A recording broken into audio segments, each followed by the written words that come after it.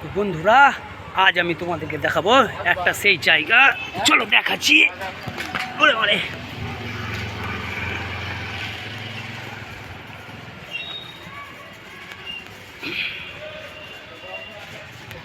জায়গাটা খুব ডেঞ্জার।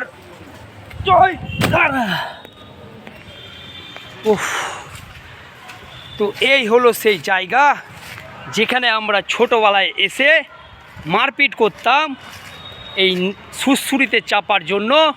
আর এই যে নাগরদোল্লাগুলো আছে, এই নাগরদোল্লাতেও চাপার জন্য। আর পেছনে আছে এই যে নাগরদোল্লা, এই দোলনাতেও চাপার জন্য। কিন্তু আজ সময়ের কি লীলা খেলা দেখো। এই সেই কলতান পার্কটি আমাদের পরিত্যক্ত এবং জঙ্গলে পড়ে আছে। কোনো এখানে বাচ্চাও আসে না, ছোটরাও আসে না, গার্জেনরাও আসে না। কিন্তু এত সুন্দর একটা পার্ক থাকা সত্ত্বেও আমাদের বাচ্চারা মোবাইলে ব্যস্ত থাকে।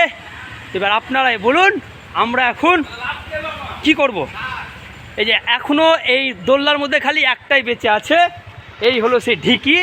যা এখন দুজন ছেলে ঢিকি খাচ্ছে। ভাই আমাকে একটু দে চাপি। এই তো ঢিকির কিছুই নাই। এই দেখুন, 1 2 1 2। এই ঢিকিতে চাপার জন্য আমরা মারপিট করেছি। একমাত্র আমরা যখন ছোট ছিলাম তখনই জানবে। এখনকার বাচ্চারা এই সব মর্ম আর বুঝে না, কারণ তারা খালি মোবাইলেই ব্যস্ত থাকে। তো আর এই যে সেই সিঁড়ি, তো কি অবস্থায় পড়ে আছে দেখো। এই জায়গাটার নাম তোমরা অনেকেই জানো। কি জানো? এই জায়গাটার নাম হলো কলতান, মানে বাচ্চাদের সুরসুরি খাওয়ার জায়গা।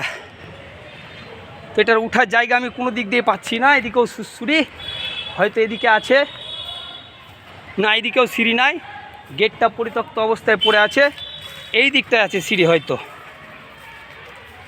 আর আমাদের সময় এটা ছিল না।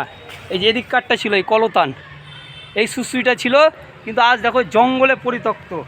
সত্যি এই সব জায়গা দেখলে না আমাদের সেই ছোটোবেলাকার কথা মনে পড়ে যায়। চলো দেখি। এই ওপরে উঠছি এখন। এই দেখুন কত সুন্দর জায়গাটা, কিন্তু আজ পরিত্যক্ত অবস্থায় পড়ে আছে। সত্যি দেখেও খারাপ লাগছে। এত সুন্দর একটা পরিবেশ থাকা সত্ত্বেও আমাদের বাচ্চারা বঞ্চিত। আর এটা কি আর ঠিক করবে না? পাশের পার্কটিও তাই অবস্থা খুব খারাপ। কে ফোন করেছে একটু দেখি।